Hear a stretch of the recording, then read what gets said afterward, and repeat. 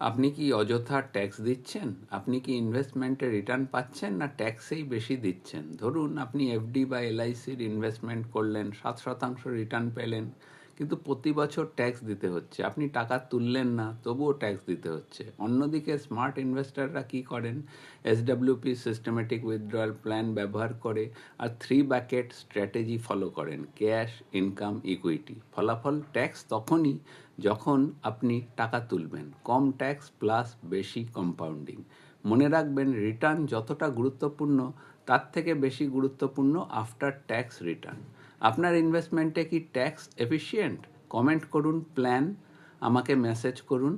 আমি আপনাকে একটি স্মার্ট ট্যাক্স এফিশিয়েন্ট স্ট্র্যাটেজি তৈরি করে দেবো। এই ভিডিও শুধুমাত্র শিক্ষামূলক উদ্দেশ্যে। ইনভেস্টমেন্টের আগে নিজের অ্যাডভাইজারের সঙ্গে অবশ্যই পরামর্শ করুন।